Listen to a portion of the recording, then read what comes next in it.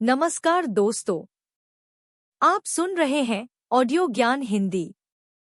आज हम बात करेंगे हिंदी और उर्दू साहित्य के महान कथाकार, उपन्यास सम्राट मुंशी प्रेमचंद की जीवनी के बारे में।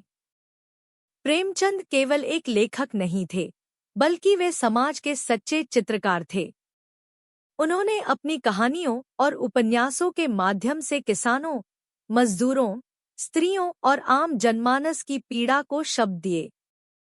आइए जानते हैं उनके संघर्षपूर्ण जीवन, साहित्यिक योगदान और उनकी अमर कृतियों के बारे में, जिन्होंने हिंदी साहित्य को एक नई दिशा दी।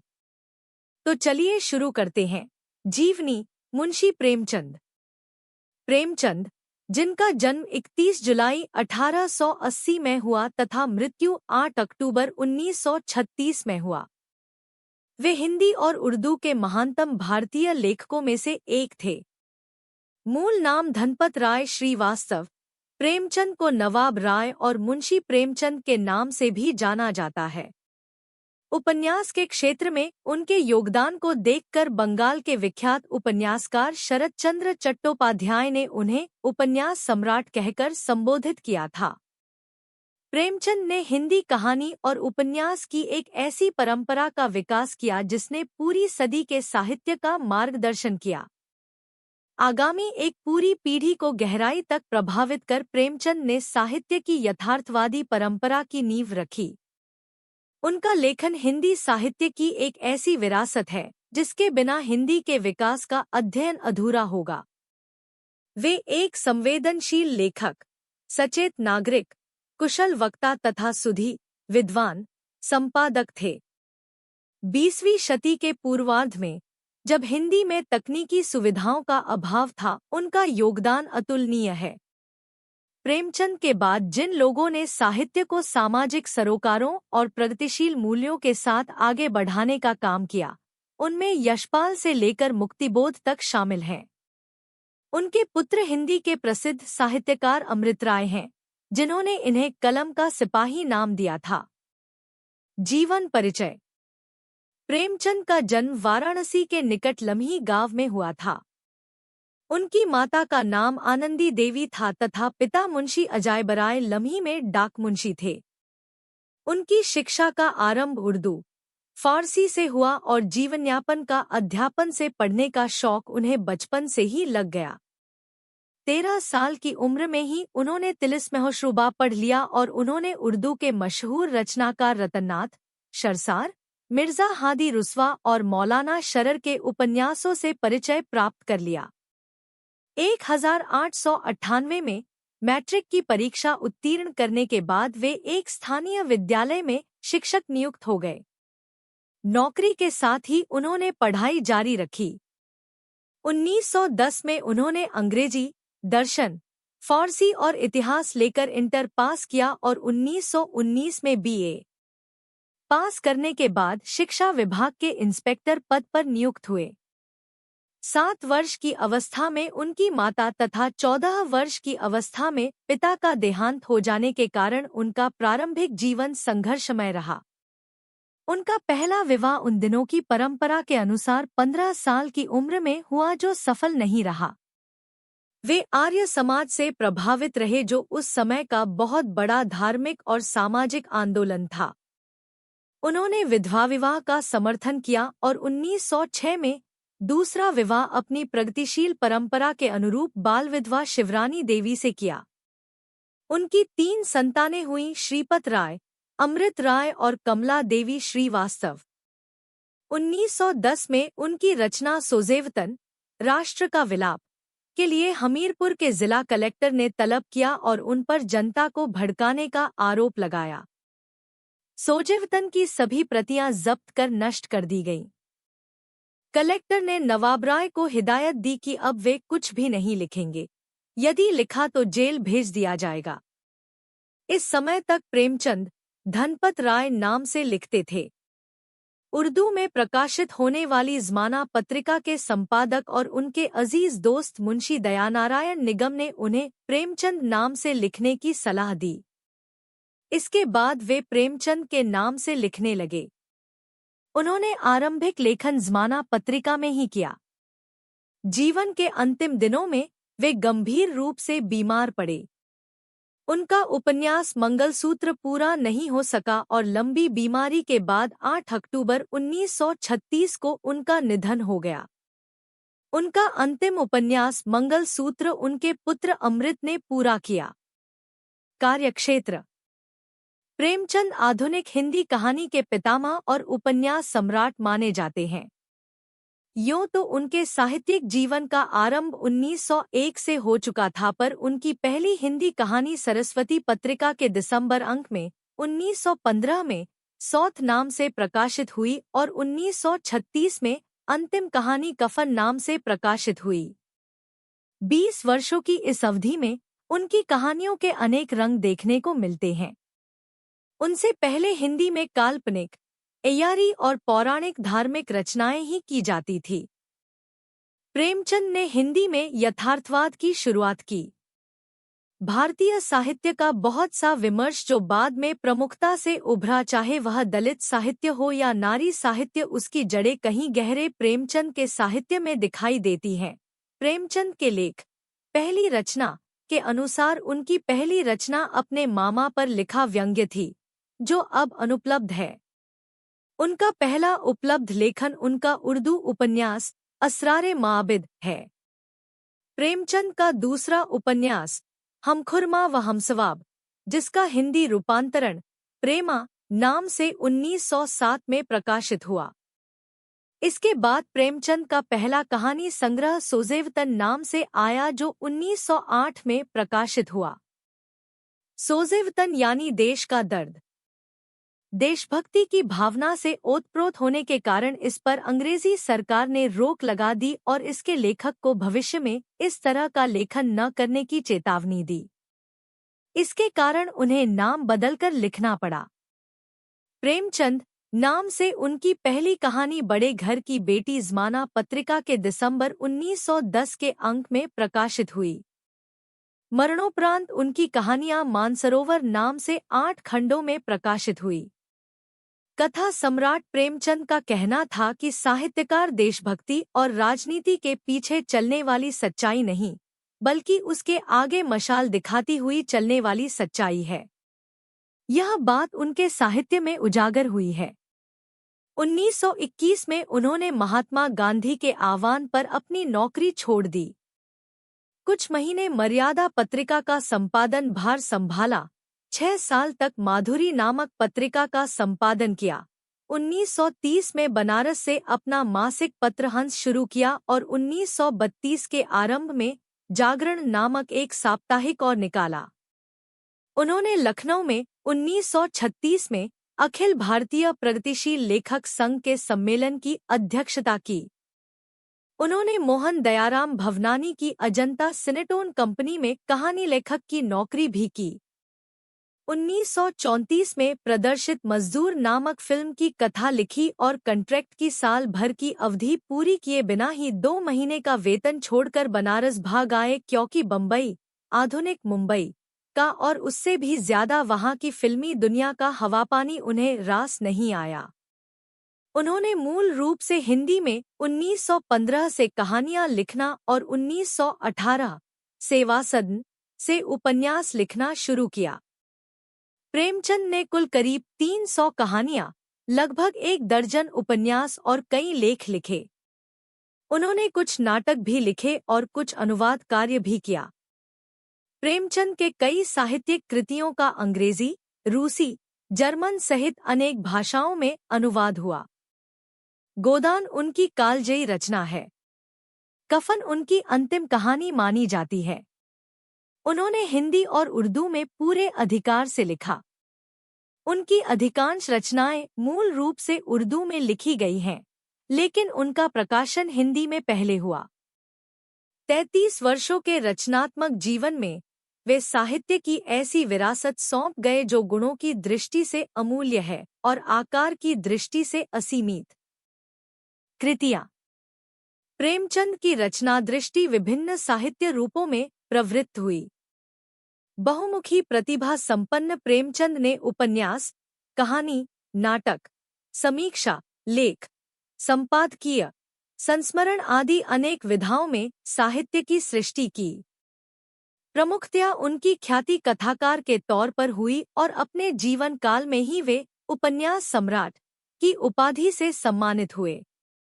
उन्होंने कुल 15 उपन्यास, 300 से कुछ अधिक कहानियां, 3 नाटक, 10 अनुवाद, 7 बाल पुस्तकें तथा हजारों पृष्ठों के लेख, संपादकीय, भाषण, भूमिका, पत्र आदि की रचना की, लेकिन जो यश और प्रतिष्ठा उन्हें उपन्यास और कहानियों से प्राप्त हुई वह अन्य विधाओं से प्राप्त न हो सकी। यह स्थिति हिंदी और उर्दू भाषा दोनों में समान रूप से दिखाई देती है। उपन्यास। प्रेमचंद के उपन्यास न केवल हिंदी उपन्यास साहित्य में बल्कि संपूर्ण भारतीय साहित्य में मील के पत्थर हैं। प्रेमचंद कथा साहित्य में उनके उपन्यासकार का आरंभ पहले होता है। उनका पहला उर्दू उपन्यास अपूर्ण असरारे माबिद उर्फ देवस्थान रहस्य उर्दू साप्ताहिक आवाज़े खल्क में 8 अक्टूबर 1903 से 1 फरवरी 1905 तक धारावाहिक रूप में प्रकाशित हुआ। उनका दूसरा उपन्यास हमखुरमा व हमसवाब, जिसका हिंदी रूपांतरण प्रेमा नाम से 1907 में प्रकाशित हुआ। चूंकि प्रेमचंद मूल रूप से उर्दू के लेखक थे और उर्दू से हिंदी में आए थे, इसलिए उनके सभी आरंभिक उपन्यास मूल रूप से उर्दू में लिखे गए और बाद में उनका हिंदी तर्जुमा किया गया। उन्होंने सेवा सदन 1918 उपन्यास से हिंदी उपन्यास की दुनिया में प्रवेश किया। यह मूल रूप से उन्होंने बाजार हुस्न नाम से पहले उर्दू में लिखा, लेकिन इसका हिंदी रूप सेवा सदन पहले प्रकाशित कराया। सेवा सदन एक नारी के वेश्या बनने की कहानी है। डॉ रामविलास शर्मा के अनुसार सेवा सदन में व्यक्त मुख्य समस्या भारतीय नारी की पराधीनता है। इसके बाद किसान जीवन पर उनका पहला उपन्यास प्रेमाश्रम 1921 आया। इसका मसौदा भी पहले उर्दू में गोशायाफियत नाम से तैयार हुआ था, लेकिन सेवा सदन की भांति इसे पहले हिंदी में प्रकाशित कराया। प्रेमाश्रम किसान जीवन पर लिखा हिंदी का संभवतः पहला उपन्यास है। यह अवध के किसान आंदोलनों के दौर में लिखा गया। इसके बाद रंगभूमि 1925, कायाकल्प 1926, निर्मला 1927, गबन 1931, कर्मभूमि 1932 से होता हुआ यह सफर गोदान 1936 तक पूर्णता को प्राप्त हुआ। रंगभूमि में प्रेमचंद एक अंधे भिखारी सूरदास को कथा का नायक बनाकर हिंदी कथा साहित्य में क्रांतिकारी बदलाव का सूत्रपात कर चुके थे। गोदान का हिंदी साहित्य ही नहीं, विश्व साहित्य में महत्वपूर्ण स्थान है। इसमें प्रेमचंद की साहित्य संबंधी विचारधारा आदर्शोन्मुख यथार्थवाद से आलोचनात्मक यथार्थवाद तक की पूर्णता प्राप्त करती है। एक सामान्य किसान को पूरे उपन्यास का नायक बनाना भारतीय उपन्यास परंपरा की दिशा बदल देने जैसा था। सामंतवाद और पूंजीवाद के चक्र में फंसकर हुई कथानायक होरी की मृत्यु पाठकों के जहन को झकझोर कर रख जाती है। किसान जीवन पर अपने पिछले उपन्यासों प्रेमाश्रम और कर्मभूमि में प्रेमचंद यथार्थ की प्रस्तुति करते करते उपन्यास के अंत तक आदर्श का दामन थाम लेते हैं। लेकिन गोदान का कारुणिक अंत इस बात का गवाह है कि तब तक प्रेमचंद का आदर्शवाद से मोहभंग हो चुका था। यह उनकी आखिरी दौर की कहानियों में भी देखा जा सकता है। मंगलसूत्र प्रेमचंद का अधूरा उपन्यास है। प्रेमचंद के उपन्यासों का मूल कथ्य भारतीय ग्रामीण जीवन था। प्रेमचंद ने हिंदी उपन्यास को जो ऊंचाई प्रदान की, वह परवर्ती उपन्यासकारों के लिए एक चुनौती बनी रही। प्रेमचंद के उपन्यास भारत और दुनिया की कई भाषाओं में अनुदित हुए, खासकर उनका सर्वाधिक चर्चित उपन्यास गोदान। असरारे माबिद उर्फ देवस्थान रहस्य उर्दू साप्ताहिक आवाज़े खल्क में 8 अक्टूबर 1903 से 1 फरवरी 1905 तक प्रकाशित। सेवा सदन 1918 प्रेमाश्रम 1922, रंगभूमि 1925, निर्मला 1925, कायाकल्प 1927, गबन 1928, कर्मभूमि 1932, गोदान 1936, मंगलसूत्र, अपूर्ण, प्रतिज्ञा, प्रेमा, रंगभूमि, मनोरमा, वरदान। कहानी। उनकी अधिकतर कहानियों में निम्न व मध्यम वर्ग का चित्रण है। डॉ कमलकिशोर गोयनका ने प्रेमचंद की संपूर्ण हिंदी उर्दू कहानी को प्रेमचंद कहानी रचनावली नाम से प्रकाशित कराया है। उनके अनुसार प्रेमचंद ने कुल 301 कहानियां लिखी हैं, जिनमें 3 अभी अप्राप्य हैं। प्रेमचंद का पहला कहानी संग्रह सोज़े वतन नाम से जून 1908 में प्रकाशित हुआ। इसी संग्रह की पहली कहानी दुनिया का सबसे अनमोल रतन को आम तौर पर उनकी पहली प्रकाशित कहानी माना जाता रहा है। डॉ गोयनका के अनुसार कानपुर से निकलने वाली उर्दू मासिक पत्रिका ज़माना के अप्रैल अंक में प्रकाशित सांसारिक प्रेम और देशप्रेम, इश्क़े दुनिया और हुब्बे वतन वास्तव में उनकी पहली प्रकाशित कहानी है। उनके जीवन काल में कुल 9 कहानी संग्रह प्रकाशित हुए। सोज़े वतन, सप्त सरोज, नवनिधि, प्रेम पूर्णिमा, प्रेम पचीसी, प्रेम प्रतिमा, प्रेमद्वादशी, समरयात्रा, मानसरोवर, भाग 1 व 2 और कफन। उनकी मृत्यु के बाद उनकी कहानियां मानसरोवर शीर्षक से 8 भागों में प्रकाशित हुई। प्रेमचंद साहित्य के मुद्राधिकार से मुक्त होते ही विभिन्न संपादकों और प्रकाशकों ने प्रेमचंद की कहानियों के संकलन तैयार कर प्रकाशित कराए। उनकी कहानियों में विषय और शिल्प की विविधता है। उन्होंने मनुष्य के सभी वर्गों से लेकर पशु पक्षियों तक को अपनी कहानियों में मुख्य पात्र बनाया है। उनकी कहानियों में किसानों, मजदूरों, स्त्रियों, दलितों आदि की समस्याएं गंभीरता से चित्रित हुई हैं। उन्होंने समाज सुधार, देश प्रेम, स्वाधीनता संग्राम आदि से संबंधित कहानियां लिखी हैं।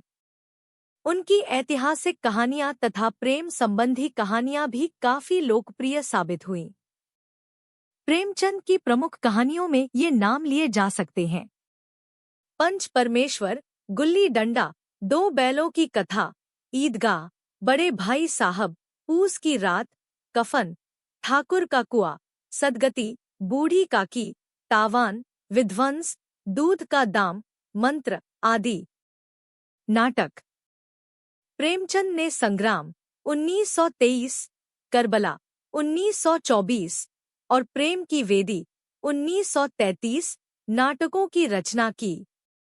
ये नाटक शिल्प और संवेदना के स्तर पर अच्छे हैं, लेकिन उनकी कहानियों और उपन्यासों ने इतनी ऊंचाई प्राप्त कर ली थी कि नाटक के क्षेत्र में प्रेमचंद को कोई खास सफलता नहीं मिली। ये नाटक वस्तुतः संवादात्मक उपन्यास ही बन गए हैं। लेख निबंध। प्रेमचंद एक संवेदनशील कथाकार ही नहीं, सजग नागरिक व संपादक भी थे। उन्होंने हंस, माधुरी, जागरण आदि पत्र-पत्रिकाओं का संपादन करते हुए व तत्कालीन अन्य सहगामी साहित्यिक पत्रिकाओं चांद, मर्यादा, स्वदेश आदि में अपनी साहित्यिक व सामाजिक चिंताओं को लेखों या निबंधों के माध्यम से अभिव्यक्त किया। अमृतराय द्वारा संपादित प्रेमचंद विविध प्रसंग 3 भाग वास्तव में प्रेमचंद के लेखों का ही संकलन है। प्रेमचंद के लेख प्रकाशन संस्थान से कुछ विचार शीर्षक से भी छपे हैं। प्रेमचंद के मशहूर लेखों में निम्न लेख शुमार होते हैं: साहित्य का उद्देश्य, पुराना जमाना नया जमाना, स्वराज के फायदे, कहानी कला, 1, 2, 3, कौमी भाषा के विषय में कुछ विचार, हिंदी उर्दू की एकता, महाजनी सभ्यता, उपन्यास, जीवन में साहित्य का स्थान आदि। अनुवाद। प्रेमचंद एक सफल अनुवादक भी थे। उन्होंने दूसरी भाषाओं के जिन लेखकों को पढ़ा और जिनसे प्रभावित हुए, उनकी कृतियों का अनुवाद भी किया। टॉलस्टॉय की कहानियां 1923, गाल्सवर्दी के 3 नाटकों का हड़ताल 1930, चांदी की डिबिया 1931 और न्याय 1931 नाम से अनुवाद किया। आजाद कथा उर्दू से रतननाथ सरशार, पिता के पत्र पुत्री के नाम, अंग्रेजी से जवाहरलाल नेहरू। उनके द्वारा रतननाथ सरशार के उर्दू उपन्यास फसाने आजाद का हिंदी अनुवाद आजाद कथा बहुत मशहूर हुआ। विविध बाल साहित्य, राम कथा, कुत्ते की कहानी, जंगल की कहानियां, दुर्गादास। विचार, प्रेमचंद, विविध प्रसंग, प्रेमचंद के विचार, 3 खंडों में। संपादन, मर्यादा, माधुरी, हंस, जागरण। समालोचना।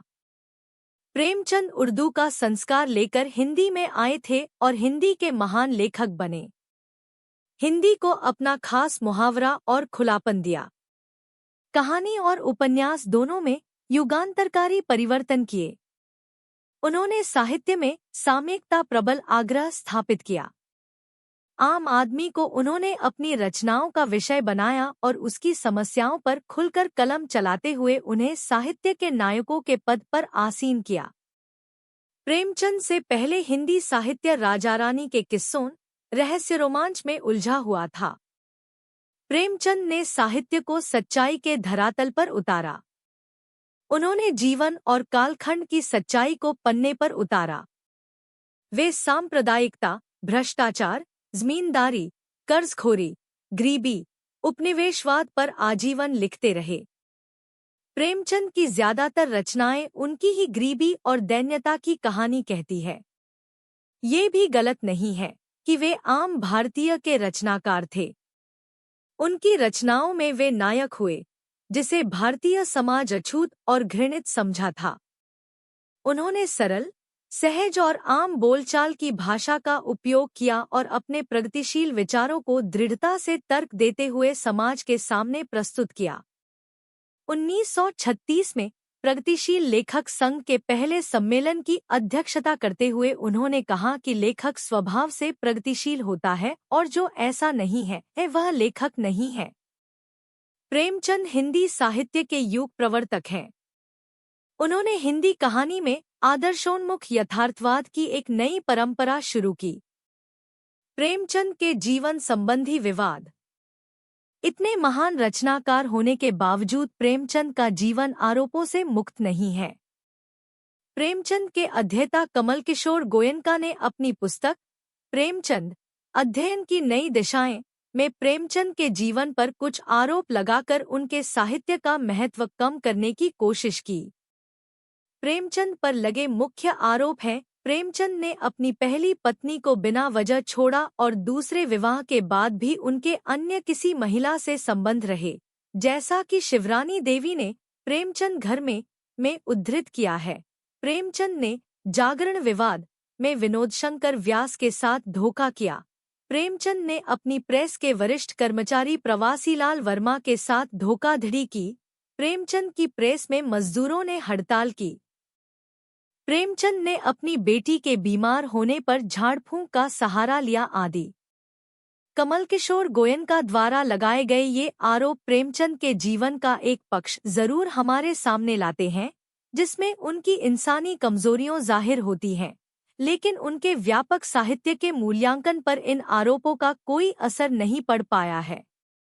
प्रेमचंद्र को लोग आज उनकी काबिलियत की वजह से याद करते हैं, जो विवादों को बहुत कम जगह देती है।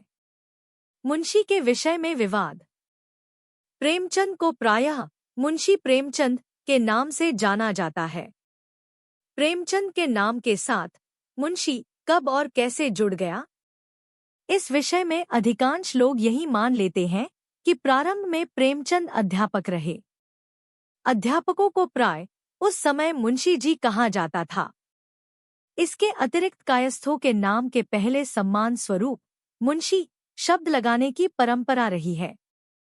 संभवत प्रेमचंद जी के नाम के साथ मुंशी शब्द जुड़कर रूढ़ हो गया।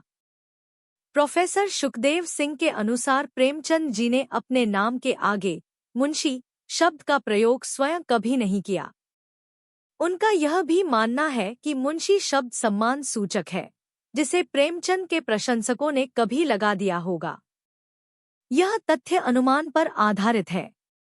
लेकिन प्रेमचंद के नाम के साथ मुंशी विशेषण जुड़ने का प्रामाणिक कारण यह है कि हंस नामक पत्र प्रेमचंद एवं कन्हैयालाल मुंशी के सह संपादन में निकलता था, जिसकी कुछ प्रतियों पर कन्हैयालाल मुंशी का पूरा नाम न छपकर मात्र मुंशी छपा रहता था। साथ ही प्रेमचंद का नाम इस प्रकार छपा होता था।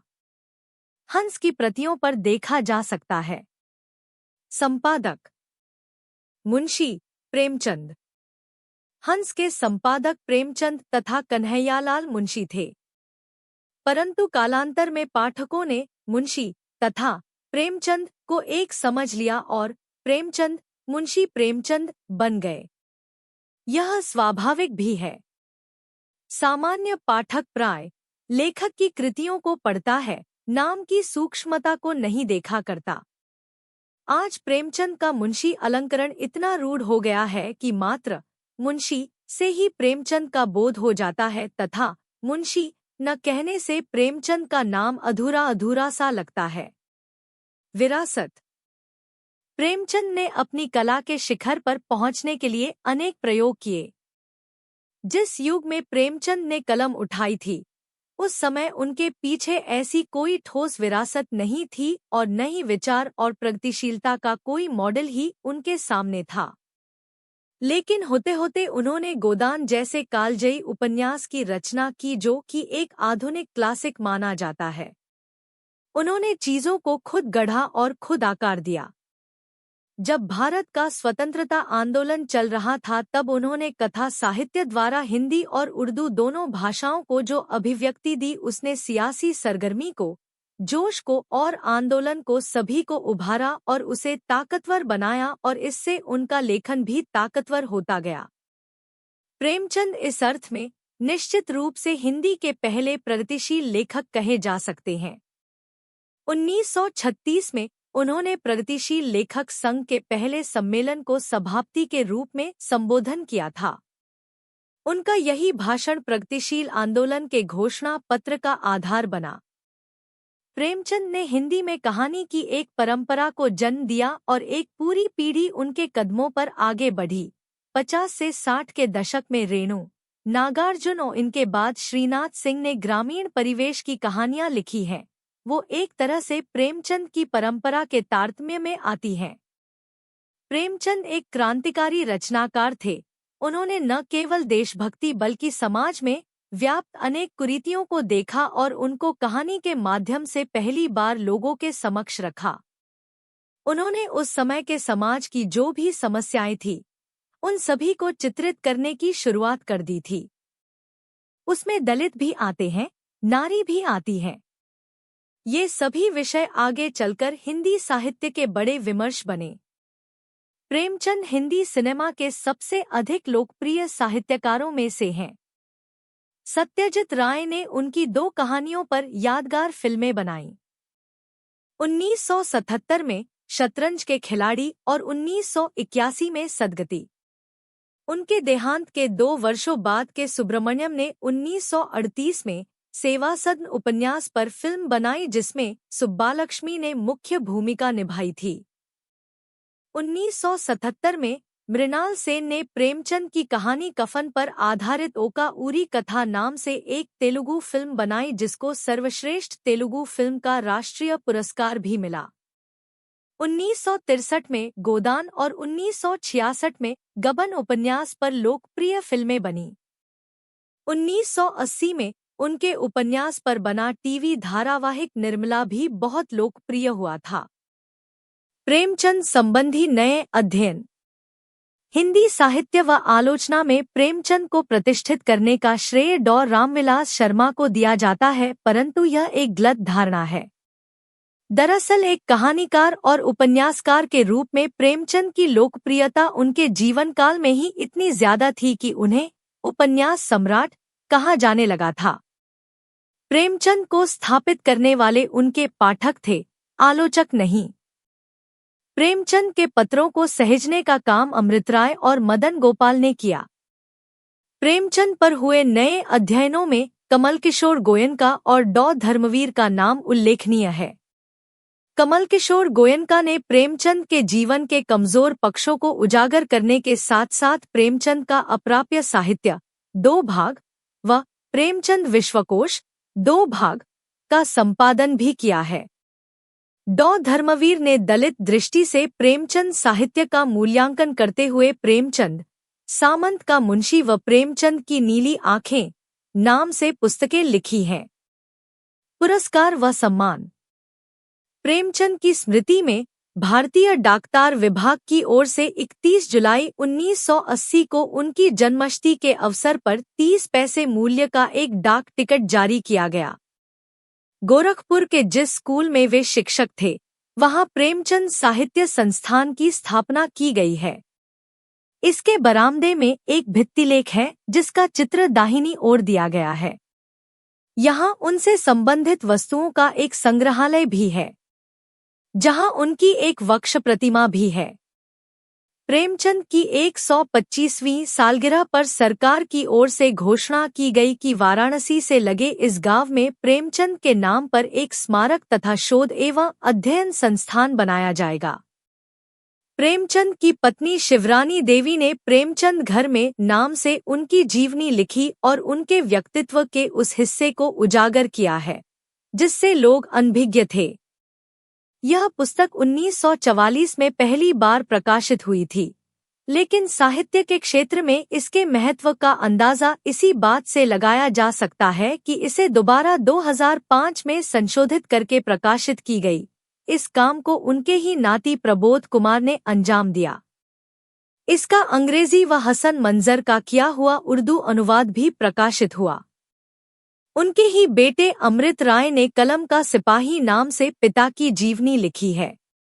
उनकी सभी पुस्तकों के अंग्रेजी व उर्दू रूपांतर तो हुए ही हैं, चीनी, रूसी आदि अनेक विदेशी भाषाओं में उनकी कहानियां लोकप्रिय हुई है। प्रेमचंद जी का स्वाभिमान। शिव कुमार गोयल। अलवर के राजा बहुत अध्ययनशील थे। प्राचीन कथाओं के साथ साथ वह वर्तमान समय के प्रख्यात लेखकों की कहानियां, कविताएं तथा उपन्यासों का अध्ययन किया करते थे। मुंशी प्रेमचंद जी की कहानियों तथा उपन्यासों ने उन्हें बहुत प्रभावित किया। उन्हें किसी से प्रेमचंद जी की आर्थिक स्थिति के बारे में पता लगा। उन्होंने सोचा कि यदि इस महान लेखक को सपरिवार बुलवाकर ससम्मान अलवर में बसा लिया जाए तो वह निश्चिंत होकर साहित्य सृजन कर सकेंगे। राजा ने भावपूर्ण शब्दों में पत्र लिखा, मैं आपकी कहानियां तथा उपन्यास बड़े चाव से पढ़ता हूँ। उन्होंने मुझे आपका भक्त बना दिया है। मैं चाहता हूँ कि आप हमारा आतिथ्य स्वीकार करें। आपको 400 रुपये मासिक भेंट किया जाएगा। रहने सहने की सुविधा राज्य की ओर से मिलेगी। मुझे आप जैसे सुविख्यात लेखक का सान्निध्य प्राप्त करने में गर्व होगा। मुंशी जी ने पत्र पढ़ा और उसे अपनी पत्नी शिवरानी को दिखाया। उनकी पत्नी बोली, आपने कलम की मजदूरी से ही जीवन निर्वाह का संकल्प लिया है। राजा से सुख सुविधाएं लेकर क्या करेंगे? मुंशी जी ने राजा को जवाब लिखा, मेरे लिए यही बहुत है कि आप मेरी कहानियां तथा उपन्यास रुचि से पढ़ते हैं। क्षमा कीजिए, मैं आपकी पेशकश स्वीकार करने में असमर्थ हूँ। तो दोस्तों, यह थी महान साहित्यकार मुंशी प्रेमचंद की प्रेरणादायक जीवनी। उनका जीवन हमें सिखाता है कि सच्चा साहित्य वही है जो समाज का दर्पण बने और लोगों के जीवन को दिशा दे। अगर आपको यह जानकारी पसंद आई हो तो वीडियो को लाइक करें। चैनल ऑडियो ज्ञान हिंदी को सब्सक्राइब करें और ऐसे ही ज्ञानवर्धक ऑडियो सुनने के लिए हमारे साथ जुड़े रहें। धन्यवाद। फिर मिलेंगे एक नई प्रेरणादायक कहानी और जानकारी के साथ।